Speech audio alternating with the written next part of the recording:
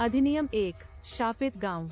Film एक शांतिपूर्ण गांव में खुलती है जो एक नदी के किनारे बसा है। हम एक युवा गरीब जोड़े से परिचित होते हैं, एक मछुआरा और उसकी गर्भवती पत्नी।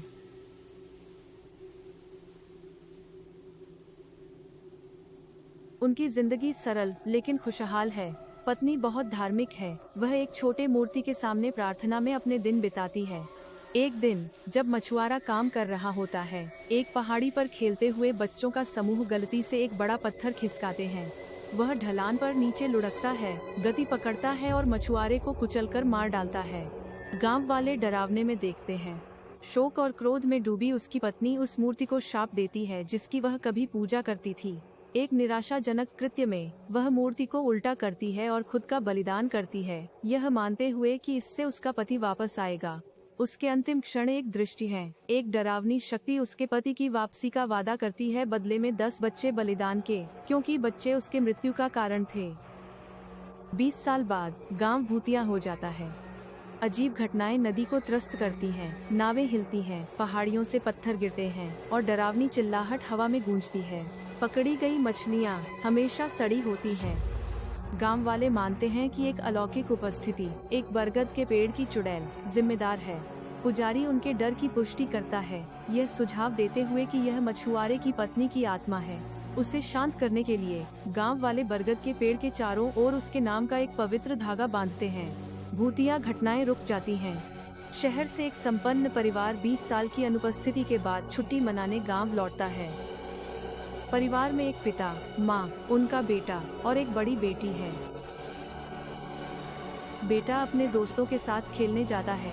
उसके दोस्तों में से एक गेंद को बरगद के पेड़ के पीछे लात मारता है और जब दूसरा बच्चा उसे लेने जाता है तो वह गायब हो जाता है।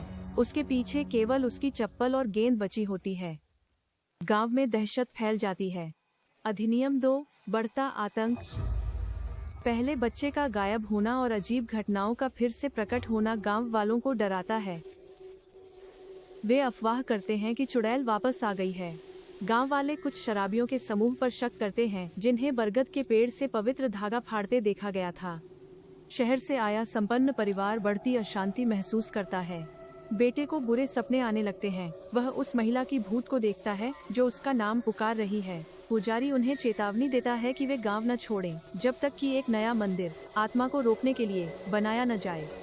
भूतिया घटनाएं तीव्र हो जाती हैं। भूत को रोते और अपने पति को वापस मांगते देखा जाता है।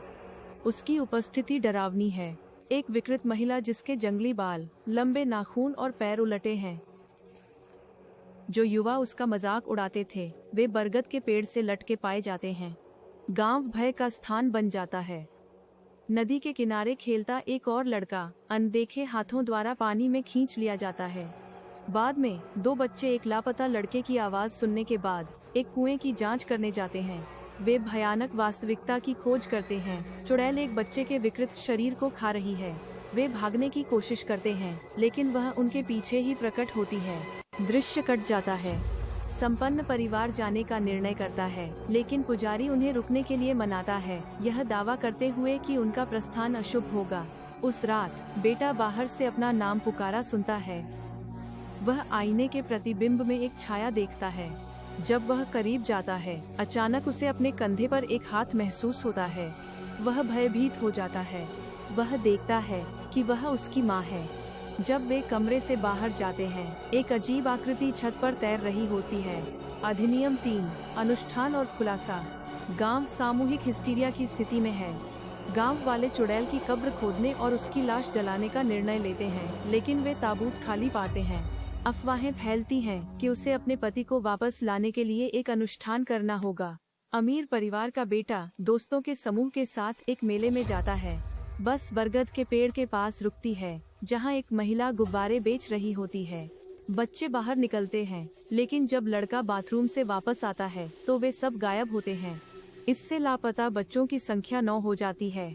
जब पुजारी लड़के से सवाल करता है तो वह लड़के की गर्दन पर लिखा हुआ नंबर 10 देखता है। एक फ्लैशबैक उसके शिक्षक से एक सबक दिखाता है, एक दानव के बारे में जो 10 बच्चे बलिदान प्राप्त करने के बाद मृतकों को वापस जीवन में ला सकता है। पुजारी समझता है कि संपन्न परिवार का बेटा अंतिम बलिदान है। गांव वाले मंदिर की ओर दौड़ पड़ते हैं। पुजारी लड़के को चाक के घेरे में रखता है और मंत्र पढ़ने लगता है। हवा जोर से चलती है और बरगद के पेड़ पर एक भूतिया चुड़ैल प्रकट होती है। वह क्रोध में लड़के की मांग करती है। पुजारी उससे विनती करता है, उससे रक्तपात रोकने की गुहार लगाता है। हालांकि चुड़ैल अपने दुख में डूबी हुई है। वह पुजारी पर आरोप लगाती है कि वह बच्चों को निर्दोष कहता है, जबकि उन्हीं ने उसके पति की हत्या की। चुड़ैल पुजारी को मार डालती है और जैसे ही वह लड़के की ओर बढ़ती है, उसका पिता उसके सामने आ जाता है। वह एक चौंकाने वाला सवाल पूछता है, क्या आप अपने मृत पति को वापस लाने के लिए अपने खुद के खून को मार सकते हैं? चुड़ैल हैरान होती है, उसकी शक्तियाँ कमजोर हो जाती हैं। पिता सच बताता है, 20 साल पहले जब उसने खुद को बलिदान कर दिया था, तो पता चला कि उसने एक लड़के को जन्म दिया था। धनी दंपति ने नवजात को गोद लिया और उसे अपना मानकर पाला। उसे दर्दनाक यादों से बचने के लिए शहर ले गए। माँ के प्रेम से अभिभूत चुड़ैल ढह जाती है और रोने लगती है। वह मानव रूप धारण करती है और अपने बेटे को गले लगाती है। लड़का उसे माँ बुलाता है। उसका शरीर धुंधला होने लगता है। जैसे ही उसका दिल शांति पाता है, अंततः अपने बच्चे के साथ पुनर्मिलन होता है। श्राप टूट जाता है। समाप्त।